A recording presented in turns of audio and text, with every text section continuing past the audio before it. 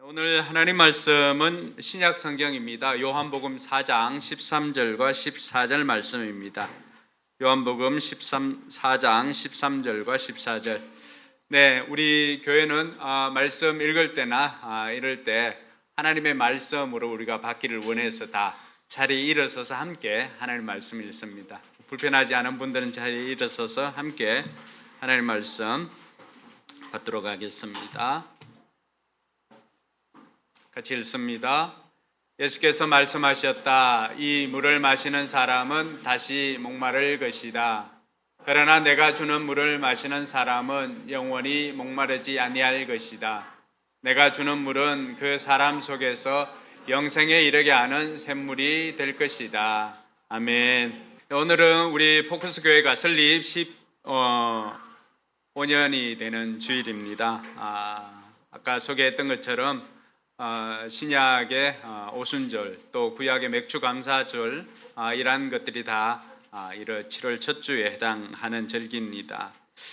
제가 교회를 처음 시작할 때 우리 아까 영상에 보았을 때 첫 번째 그 장면이 2010년도 11월 2011년도 2월 28일인가 그렇습니다. 집에서 처음으로 이제 가정 예배를 드리고 그 다음에 의자 이제 건물이 있고 지하에 건물이 있고 의자 4개 이렇게 앉아 사람이 있었잖아요. 그게 5월 15일인가 그때가 우리가 지하 교회를 얻고 처음 예배를 드렸던 곳입니다. 그래서 아직 뭐 의자도 없고 강대상도 없고 한데 보면대 하나 하고 마침 의자가 사무실 의자 2개 하고 플라스틱 의자 2개가 있었는데 4명이 앉으면은 다 차잖아요. 근데 제가 설교하러 나가면 한 자리가 비잖아요.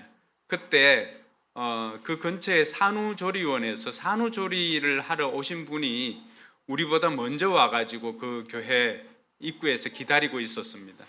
그래서 저는 그때 그걸 보고 하나님 일하시구나, 하나님께서 사람들을 보내주실 것이구나 라고 하는 확신을 가졌습니다. 그래서 첫 예배를 그렇게 그 장소에서 드리고 2달 뒤에 이제 노회에서 목사님들 오셔가지고 7월 2일에 설립 예배를 드렸습니다. 교회를 생각하면서 여러 가지 질문이 있었지만은 그때 강서구에 대략 한 450개 교회가 있었는데 451번째 교회이기보다는 하나님의 소원을 이루는 그러한 또 하나의 교회가 아니라 하나님의 소원을 이루는 그 교회가 되고 싶었습니다. 그러면서 제 마음에 들었던 질문 하나가 있었습니다. 사람들이 교회를 왜 오려고 할까? 사람들은 교회를 왜 갈까? 라고 하는 질문을 가지게 되었지요. 그러면서 그럼 너는 교회에 왜 갔느냐? 저를 한번 생각해 보게 되었습니다. 저는 물론 중고등학교 때 교회가 동네에 처음 생겼을 때 그때 교회 갔을 때는 친구들 예배를 드리는 것을 방해하러 교회를 갔었습니다. 예배가 전혀 아니었죠. 그러면서 대학 1학년 때 집사람 만나고 2학년 때부터 제가 교회를 본격적으로 나가기 시작했었는데 제 같은 경우를 돌아보니까 저는 교회 왜 나갔는가 2가지 이유 때문이었어요. 하나는 집사람하고 결혼하려고 교회를 나갔습니다. 왜냐하면 처갓집 식구들은 다 교회 직분자들이고 교회 오래 다니신 몇 대째 교회를 다닌 가정이었고 우리 집은 전혀 교회 배경이 없는 그런 가정이었습니다. 근데 집사람하고 결혼을 하려면 내가 교회를 다녀야 되겠다 이런 생각을 하게 되었죠. 그리고 또 하나는 제가 대학 2학년이었지만은 돌아보니까 뭐 든든한 백도 없고 그리고 집에 뭐 재산이 많은 것도 아니고 그러니까 누군가 세상을 살아가면서 참 도움이 필요할 때가 있을 터인데 나를 도와줄 사람이 없구나라고 하는 생각을 하게 되었습니다. 그러면서 누군가 나를 도와줄 그런 힘이나 분이 생겼으면 좋겠다. 그래서 그 2가지를 생각하고 저는 교회를 나가기 시작을 했습니다. 교회를 나오는 분들 보면은 어떤 사람들은 위로가 필요해서 나오는 사람도 있습니다. 어떤 사람은 정말 외로워서 나오는 사람도 있고요. 어떤 사람은 문제를 해결하기 위해서 나오는 사람도 있습니다. 또 누군가는 누군가의 손에 이끌려서 이렇게 교회에 나오는 사람들도 있습니다.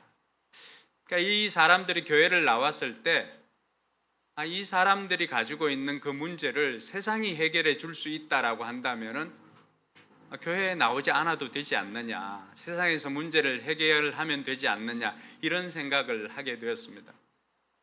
그러면서 교회라고 한다면은 정말 세상이 줄 수 없는 것을 주는 곳이 교회여야 되지 않을까, 이런 고민을 하게 되었고 그런 교회를 생각하게 되었습니다. 그러면서 그런 교회가 될 수 있도록 하나님 앞에 기도하기를 시작했던 것이죠. 교회만이 줄 수 있는 것, 또 예수님만이 줄 수 있는 것, 그러한 것들이 세상이 줄 수 없는 것을 주는 곳, 이곳이 교회가 되어야 한다라고 하는 생각을 내심 교회를 시작할 때 그 처음으로 질문했던 그 질문을 가지고 지금까지도 그런 교회를 세워가기 위해서 힘쓰고 애쓰고 있습니다. 어떻게 보면은 교회를 나오는 이유는 다양하지만 그 내면을 파고들고 하면은 가장 밑바닥에 있는 그 니즈가 무엇일까 생각해 보니까 바로 영적 목마름이었다라고 하는 것입니다. 표면에 드러나는 이유나 증상들은 다 다르지만 사람들은 저마다 그런 목마름을 가지고 살아가고 있습니다. 채워지지 않는 그 무언가, 설명하기는 어렵지만 분명히 존재하는 그런 갈증들이 다 있더라고 하는 것입니다. 근데 이 갈증은 성공해도 이 갈증이 있고요, 원하는 것을 손에 넣어도 이 갈증이 있더라고 하는 것입니다. 그것을 오늘 요한복음 3장과 4장에 보면은 동일하게 목마름을 가진 사람을 소개하고 있습니다. 오늘 우리가 읽었던 것은 요한복음 4장 13절 14절 두 절을 읽었는데 전체적인 백그라운드는 그 본문의 배경은 요한복음 3장과 4장에 나오는 두 인물입니다. 3장에는 니고데모라고 하는 사람이 나오고 4장에는 이름이 밝혀지지 않는 수가성 여인으로 그냥 이렇게 존재를 하는데 이 두 사람을 통하여서 목마름을 가진 사람들이 어떻게 그 목마름을 가지고 또 문제를 해결할까, 이런 것들을 생각하면서 오늘 이 자리에 나온 저와 여러분들도 우리 안에 있는 이런 목마름을 좀 해결했으면 하는, 교회만이 줄 수 있는 것을 받아 누리는 그런 복된 시간이 되기를 주님의 이름으로 축원합니다. 먼저 보면은 두 사람이지만 니고데모나 또 수가성 여인이지만 다른 두 사람이지만 동일한 목마름이 있었다라고 하는 것을 우리가 알 수가 있습니다. 그리고 그 목마름은 그들만의 목마름이 아니라 오늘 이 자리에 있는 우리들의 목마름과도 동일하다라고 하는 것을 알게 되었습니다. 요한복음 3장에 보면은 니고데모를 소개하는데 이 사람은 같이 한번 읽어볼까요? 바리새파 사람 가운데 니고데모라는 사람이 있었다. 그는 유대 사람의 한 지도자였다. 이 사람이 밤에 예수께 와서 말하였다. 라삐님, 우리는 선생님이 하나님께로부터 오신 분임을 압니다. 하나님께서 함께하지 않으시면 선생님께서 행하시는 그런 표징들을 아무도 행할 수 없습니다.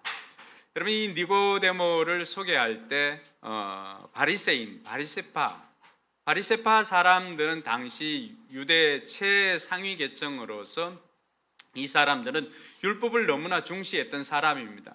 그런데다가 유대 지도자요, 또 사내들인 공회 의회 의원이라고 그렇게 말합니다. 이 사내들인 의원이라고 하는 것은 71명으로 구성되어져 있는 유대의 종교 율법의 모든 지도자들, 그러니까 국회의원인 동시에 대법관인, 판결관인 이런 사람들입니다. 그러니까 니고데모라고 하는 사람은 당시 최상위권에 있는 그런 사람이었습니다.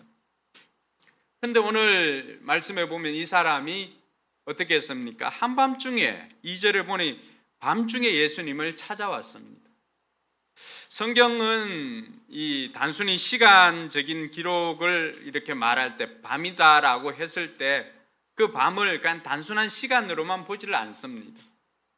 요한복음에서는 특별히 이 밤을 영적인 어둠을 상징하고 있는 것으로 많이 표현하고 있습니다. 니고데모라고 하는 사람은 체면도 있고 지위도 있고 지켜야 할 이미지가 있는 사람이었습니다. 근데 이 사람이 사람들 눈을 피해서 한밤중에 몰래 예수님을 조용히 찾아왔다라고 하는 것, 이것이 의미하는 것이 무엇인가라는 것입니다. 겉으로는 니고데모 같은 사람은 정말 출세한 사람이잖아요. 성공한 사람이잖아요. 세상적인 눈으로 보면. 그럼에도 불구하고 겉으로 완벽하게 보이고 그에게 율법을 율법을 가지고 있었고 그러한 것들을 판단할 수 있는 지위가 있고 명예도 있고 하였지만은, 그러나 그가 가지고 있는 것으로는 결코 채울 수 없는 목마름이 있었기 때문에 사람의 눈을 피해서 밤에 예수님께로 나올 수밖에 없었다라고 하는 것입니다. 뿐만 아니라 요한복음 4장에 보면 수가성 여인이 나옵니다. 요한복음 4장 6절에서 8절에 보면은 이와는 전혀 반대되는 인물이 나오는데요. 이 사마리아의 수가성이라고 하는 그 지역에 한 여인이 있었는데, 이 여인은 예수님께서 남쪽 유대에서 북쪽 갈릴리로 가다가 중간에 이제 중부 지역입니다. 중부 지역에 사마리아라고 하는 그 동네가 있는데, 원래 이 유대 사람들은 그 사마리아를 너무나 좋지 않은 지역 감정이 있기 때문에 그것을 함부로 지나가질 않습니다. 근데 예수님께서 의도적으로 그 사마리아에 가서 이 우물에 먼저 지쳐서 앉아 있습니다. 그때 한 여인이 나오는데 그 여인을 성경은 수가성 여인이라고 그렇게 부릅니다. 그런데 이 여인이 나왔던 시간이 또 우리에게 굉장한 의미를 줍니다. 이 여인은 한낮 정오 12시에 이 우물에 물을 떠러 나왔던 것입니다. 여러분, 우리가 지금 굉장히 날이 더워지고 떼약볕에 이 밖에 나가서 지내는 것이 굉장히 어려운 시간들을 우리가 보내고 있는데요. 그럼 제가 중동 지역의 이스라엘의 성지순례를 가보니까 거기에는 3, 40도는 기본이에요. 그리고 그 사막 가운데 광야를 지나갈 때 잠시 이제 광야 체험을 하는 시간이 있습니다. 관광버스를 타고, 관광버스는 에어컨이 다 되어 있잖아요. 그곳에 내려가지고 이 씨띠나무 있는 곳을 가는데 거기 그냥 광야예요. 그곳에 가는데 한 5분 정도 걸어가는 거예요. 5분 정도. 그런데도 그 5분을 지나가지만 살갗이 타들어가는 것 같습니다. 그런 이 중동 지역의 날씨인데 12시 정오 시간에 그곳에 한 여인이 물을 떠러 그 물동이를 이고 그 곳으로 나왔다는 것입니다. 보통 사람들은 그 시간에 물을 떠러 나오지 않습니다. 너무나 떼약볕이기 때문에 사람들이 출입을 하지 않습니다. 그리고 아침이나 저녁 시간에 여럿이서 같이 아줌마들이 와서 물을 떠가고 또 그곳에서 이야기도 하며 교제도 하고 하는 그러한 곳입니다. 그런데 한낮 정오에 이 여인이 사람들 눈을 피해서 그곳에 나왔다는 것입니다. 요한복음을 통해서 이 여인이 어떤 여인인가를 보니까 이미 5번을 결혼을 했지만은 실패한 여인입니다. 그러면서 이제는 결혼하지 않고 한 남자와 동거를 하고 있는 그런 사람입니다. 오늘 교회 처음 나온 분들이 있다면 성경에 그런 내용이, 성경에 별의별 내용이 다 있습니다. 사람 살아가는 이야기가 다 있습니다. 동네에서는 손가락질 받는 여인입니다. 그러니 사람들 시선이 무서워서, 여러분들 사람들 시선이 얼마나 무서우면 그 중동 지역 사막 광야의 정오의 떼약볕 그 볕 속에 물을 기르러 우물에 나왔겠습니까?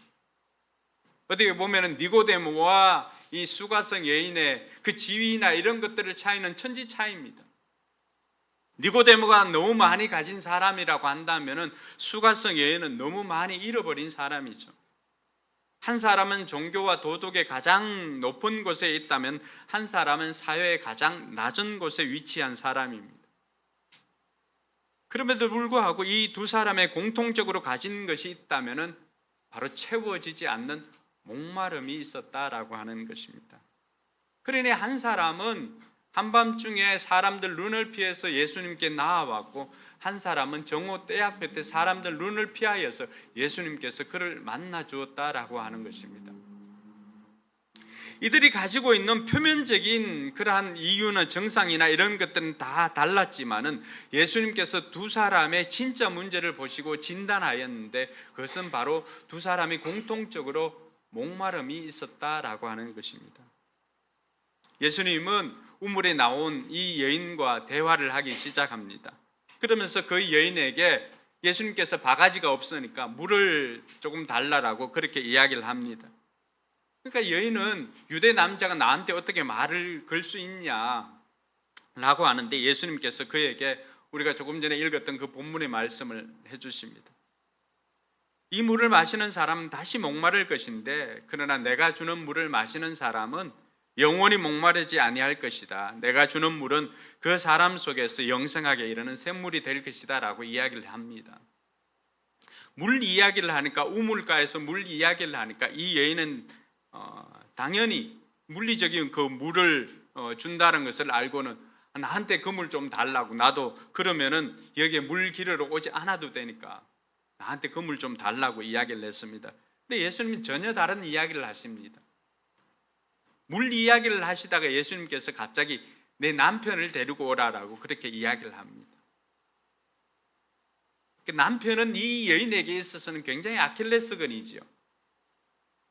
왜냐하면은 지금까지 결혼을 해가지고 5명의 남편과 살아봤지만 그 어떤 남편도 자신의 그 목마름을 충족시킬 수가 없었던 것이죠. 그러니까 남편 그 이야기만 나오면은 이 여인은 정말 가슴이 찢어지는 그러한 고통을 느끼는 거죠. 근데 예수님께서는 이 여인의 정상을 본 것이 아니라 정말로 본질적인 문제가 무엇인가에 집중을 하였습니다. 여인의 진짜 목마름은 우물물이 아니라 채워지지 않는 사랑, 반복되는 결혼과 이별, 자신을 온전히 받아줄 누군가에 대한 갈망, 이러한 것들이 여인의 진짜 목마름이었다라고 하는 것입니다. 여인은 이 목마름을 해결하기 위해서 남편을 이 사람 저 사람으로 바꾸어 보았습니다. 그러나 그런 남자의 사랑으로 채우려고 했던 그러한 것들이 영적 목마름을 해결해 주는 그러한 영원한 생수가 아니라 그에게는 탄산과도 같은 것입니다. 탄산은 먹을 때는 목을 시원하게 넘어가는 그 느낌 때문에 목마름이 해결되는 것 같지만은 여러분 탄산이 들어가면 어떤 역할을 합니까? 우리 수분을 뺏어갑니다. 실제로 몸속에 수분을 뺏어가니까 탄산을 마실 때는 시원한 것 같지만 점점 갈증이 생기는 것입니다.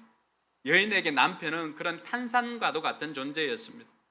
잠시 자기에게 즐거움을 주는 것 같고 잠시 자기에게 위안을 주는 것 같지만은 그러나 그것은 점점 내 삶을 피폐하게 만들어가는 그런 갈증을 느끼게 만드는 탄산과도 같은 존재였습니다. 세상이 주는 것으로 자꾸만 채워보니까 느낌은 시원한 것 같지만 점점 갈증을 느끼는 것, 이것이 그녀가 세상 속에서 느꼈던 영적 목마름이었던 것입니다. 그녀는 사랑에 목말랐고 인정에 목말랐고 안정에 목말랐다라고 하는 것을 알 수가 있습니다. 세상의 것으로 채워보지만 점점 갈증이 심해지는 이 모습을 보면서 이것은 여인만의 문제가 아니라 오늘 이 자리에 있는 우리들 문제라고 하는 것을 알 수가 있습니다. 우리도 성공을 위해서 더 높은 자리로 더 좋은 평가를 채우려고 여러 가지 방법들을 다 사용해 봅니다. 경쟁에서 이기려고 여러 가지 방법들을 다 사용해 봅니다. 우리 아이들도 얼마 전에 이제 시험 끝나고 또 시험 앞두고 있는 아이들도 있는데 이 아이들도 시험에 좋은 성적을 내어보려고 여러 가지 시도들을 다 해봅니다. 심지어 해서는 안 될 컨닝도 해볼까 하는 이런 마음도 가지겠지요. 그렇지만 그러한 것들이, 그러한 시도들이 가지고 있는 영적 목마름을 해결해 줄 수가 없더라고 하는 것입니다.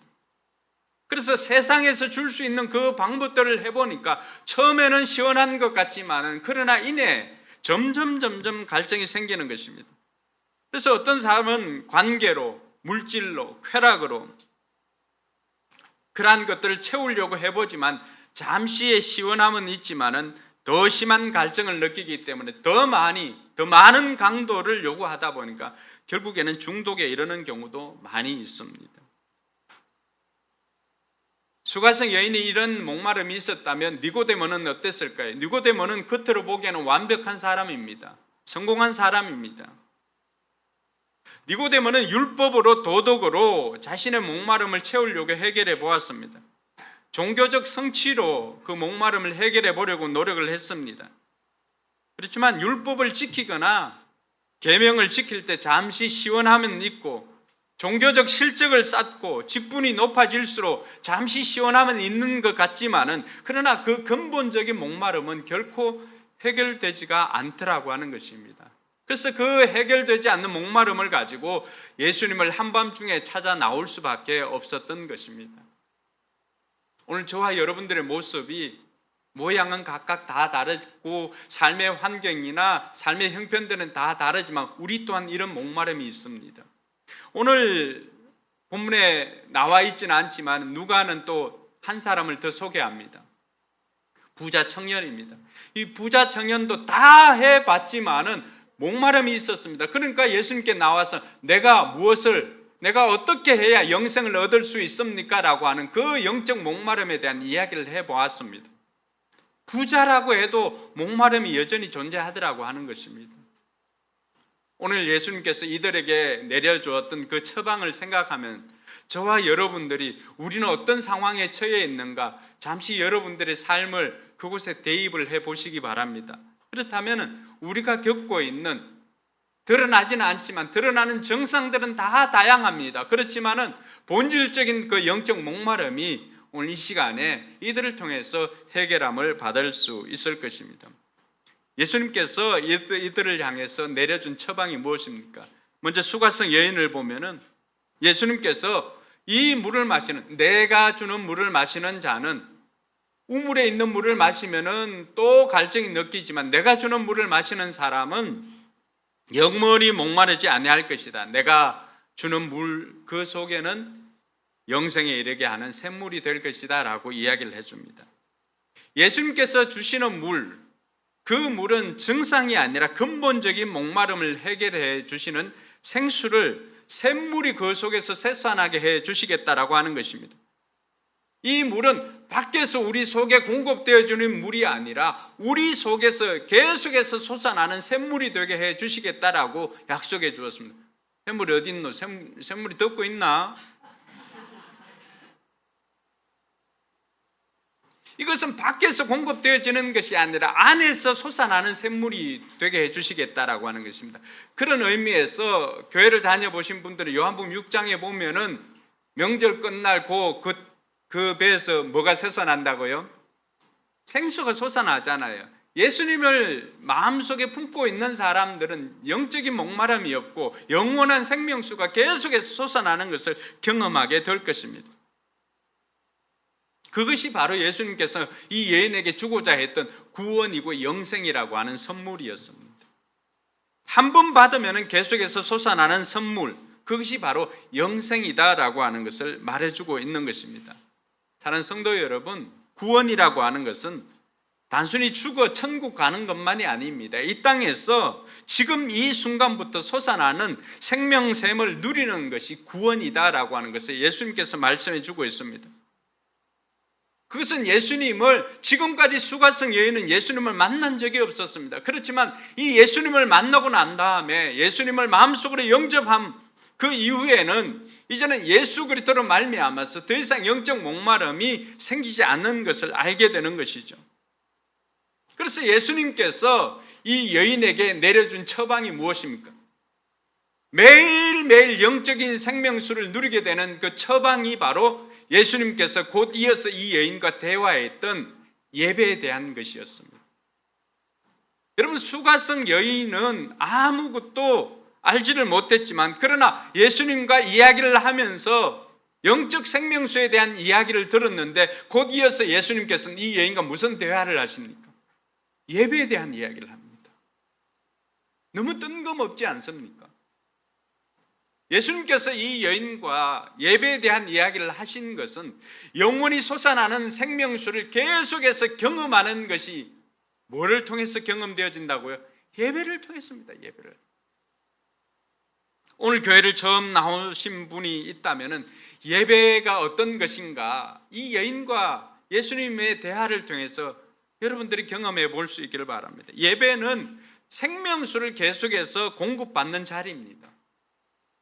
예배는 예수님을 만나는 자리이고요, 예수님은 이 여인과 예배에 관한 대화를 하면서 그동안에 이 여인이 가짜 목마름을 해결하기 위해서 가짜로 채워졌던 그 남성 편력에 대한 이런 부분들이 이제는 진짜로 채워지는 시간이 예배라고 하는 것입니다. 정상이 아니라 본질적인 문제를 해결하는 시간, 탄산의 잠시 시원함이 아니라 생수로 영혼까지 맑아지는 시간, 그것이 바로 예배라고 하는 것을 예수님께서 이 여인에게 가르쳐 주었던 것입니다. 그래서 요한복음 4장 23절 24절을 보면은 참되게 예배 드리는 사람들이 영과 진리로 아버지께 예배 드릴 때가 온다. 지금이 바로 그때이다. 그 다음에 같이 한번 읽어볼까요? 아버지께서는 이렇게 예배 드리는 사람을 찾으신다. 하나님은 영이시다. 그러므로 하나님께 예배를 드리는 사람은 영과 진리로 예배를 드려야 한다. 아멘. 그러면 하나님께서 찾으시는 사람은 이렇게 영원한 생수를 먹고 그것을 경험한 사람들, 그리고 그 영원한 생명수를 계속해서 경험하기를 원하는 사람들을 하나님께서는 지금도 찾고 계시다는 것입니다. 그렇게 해서 찾아낸 사람들이 오늘 이 자리에 있는 여러분들입니다. 여러분, 여러분들의 친구들이, 여러분의 가족들이 왜 여러분들을 자꾸 예배의 자리로 초청을 할까요? 그냥 일상에서 만나면은 그냥 밥 한번 먹고 이렇게 차 한잔 마시고 커피 먹고 이렇게 하면 안 됩니까? 오늘 여러분들의 지인들이 여러분들을 왜 예배의 자리로 나오라고 했냐 하면은 예배의 자리가 세상이 줄 수 없는 것을 공급받는 자리이기 때문에 그렇습니다. 세상이 줄 수 없는 영원한 생명, 세상이 줄 수 없는 다시 목마르지 아니하고 여러분들 마음속에서 솟아나게 되는 샘물을 공급받는 시간이 바로 이 시간이기 때문입니다. 그래서 예수 믿는 사람들은 예배를 통해서 영적으로 충전을 받고 또 한 주간 살아갈 힘을 얻는 것입니다. 왜? 이것은 세상에서 줄 수 있는 것이 아니라 오직 하나님께 예배하는 신령과 진정으로 예배를 드리면서 진리로 예배를 드릴 때 하나님께서 주시는 축복이기 때문에 그렇습니다. 그 힘을 가지고 세상에서 또 일주일을 버텨내는 것입니다. 세상에서 겪는 강도는 예수 믿느냐 믿지 않느냐 다르지 않습니다. 예수 믿는 사람에게 비가 오지 않고 예수 안 믿는 사람에게 비가 오고 그런 것 없습니다. 똑같이 겪습니다. 똑같이 아프고요, 똑같이 사고도 생기고 똑같이 어려움들이 있습니다. 근데 왜 그들은 그 삶의 태도, 삶을 대하는 태도가 다를까요? 이 한 주간의 예배 때문에 그렇습니다. 예배를 통해서 새 힘을 얻고 예배를 통해서 갈증이 생기지 않는 영원한 생수로 목을 축이기 때문에 그 사람들이 나가서 또 힘을 얻고 살아갈 수 있는 것입니다. 가짜가 아니라 진짜를 경험한 사람들이 세상에서 승리할 수 있는 비결이기 때문에 그렇습니다. 그래서 여러분들이 지인들이 여러분들을 이 예배 자리로 오라고 초청한 것입니다. 바로 예수님께서 수가성 여인에게 주었던 영원히 목마르지 아니하는 이 영원한 생명수를 경험하게 하기 위함인 것을 믿으시기 바랍니다. 사랑하는 성도 여러분, 이 여인이 어떻게 바뀌었을까요? 자신의 근본적인 문제가 예수 그리스도를 만남으로 해결되어지니까 이 여인은 그동안 자기가 물을 기르러 오기 위해서 이고 있던 이 물동이를 버려두고 자신에게 손가락질을 했던 동네로 들어갑니다. 그 동네로 들어가서 나의 모든 내가 행한 모든 것을 아는 그분을 내가 만났다라고 하면서 동네 사람들을 예수님께로 초청하게 되었던 것입니다. 여러분, 동네는 어떤 곳입니까? 이 여인에게 있어서는 상처난 곳이고 상처를 받은 곳이고 그 사람들과 만나고 싶지 않는 장소였습니다. 그런데 예수님을 만나고 영원한 생명수를 경험하게 되니까 이 사람이 어디로 뛰어갑니까? 자기에게 상처를 주었고 자기에게 손가락질을 했던 그곳으로 달려가서 그 사람들에게 오히려 진짜를 만났다라고 하면서 예수 그리스도께로 이 사람들을 인도하는 것입니다. 오늘 이 자리에 나온 여러분들이 이 예수님을 만나고 여러분들의 삶의 현장으로 가서 이 예수님을 전하는 여러분들이 되길 주님의 이름으로 축원합니다. 니고데모에게는 어떤 처방을 해 주었을까요? 니고데모는 모든 것을 가진 사람입니다. 우리로 보면은 오랫동안 교회를 다닌 사람이고요, 신앙생활을 열심히 해온 사람입니다. 나름 종교와 도덕 안에서 열심히 살아온 사람입니다. 이 사람에게 예수님께서 내렸던 처방은 요한복음 3장 3절에 보면은 내가 진정으로 너에게 말한다. 누구든지 다시 나지 않으면 하나님 나라를 볼 수 없다라고 이야기를 합니다. 3장 5절에 보면 내가 진정으로 너에게 말한다. 누구든지 물과 성령으로 나지 아니하면 하나님 나라에 들어갈 수 없다라고 이야기를 합니다. 여러분, 수가성 여인에 대한 처방과 오랫동안 그 바운다리 안에 있었던 니고데모에 대한 처방이 다릅니다. 니고데모에게 예수님께서 처방을 내리신 것이 무엇입니까? 거듭나야 한다라고 하는 것입니다. 본어게인입니다. 본어게인. 형식만이, 무늬만이 종교인이 아니라 진짜 신앙인이 되어야 한다라고 예수님께서 니고데모에게 말씀하셨던 것입니다. 그러니까 교회를 다니고 예배에 몇 번 나오고 이런 것으로 만족하는 것이 아니라 예배에 나온 목적이 무엇이고 교회를 다니는 목적이 무엇이고 그것을 분명히 깨닫고 삶의 변화가 일어나야 됨을 이야기를 하고 있습니다. 거듭나지 않으면은 그처럼 형식만 쫓고 진짜 본질을 놓쳐버리고 형식만 쫓고 하면은 너 하나님 나라에 들어갈 수 없다라고 하는 충격적인 말을 들었던 것입니다. 오늘 신앙생활을 한 여러분들이 신앙생활을 하고 직분을 받고 오랫동안 신앙생활을 한 분들이 있다면 자신 한번 돌아볼 수 있기를 바랍니다. 난 정말 거듭났는가? 내 신앙생활이 나의 야망으로 신앙생활을 한 것은 아닌가? 교회도 나가고 11조도 하고 봉사도 하고 살아왔지만은 여전히 그러한 것들이 탄산음료처럼 신앙생활을 해도 여전히 갈증은 있지 않는지를 한번 돌아볼 수 있기를 바랍니다. 예수님께서는 이런 사람들을 향해서 거듭나야 된다라고 이야기를 합니다. 거듭난다라고 하는 것이 무엇입니까? 매일 예수님과 그 관계를 맺고 살아가고 있는지, 예수님을 통하여서 매일매일 예수님 공급해 주시는 그 생명수를 마시고 있는지, 예수님과 동행하는 삶을 살고 있는지, 내 야망이 아니라 하나님의 영광을 위해서 살고 있는지 돌아보라는 것입니다. 그래서 예수님의 처방이 수가성 여인이 다르고 니고데모가 달랐던 것입니다. 처음 나온 분들이 다르고 오랫동안 신앙생활을 한 분들에게 예수님께서 말씀해 주시는 것은 너희들 거듭나야 된다라는 것입니다.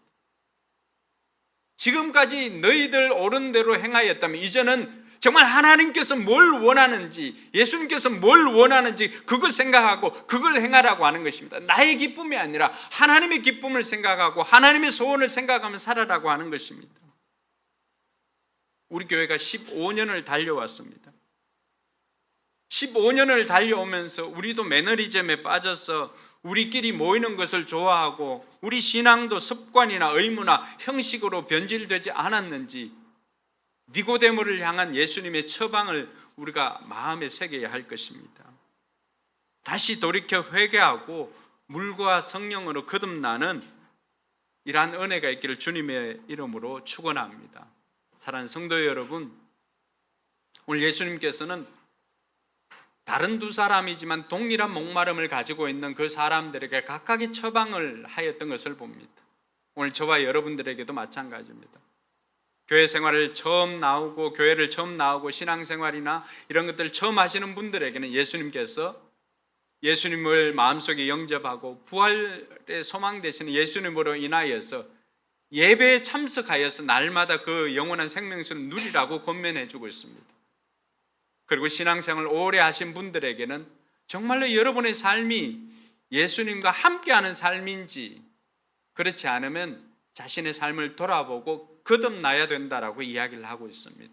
이제는 여러분들 야망을 위한 의무나 책임이 아니라 정말로 기뻐하면서 하나님의 소원을 이루는 영혼 구원하여 제자 삼는 이 하나님의 소원을 이루기 위해서 신앙생활을 하는 저와 여러분들이 되어야 할 것입니다.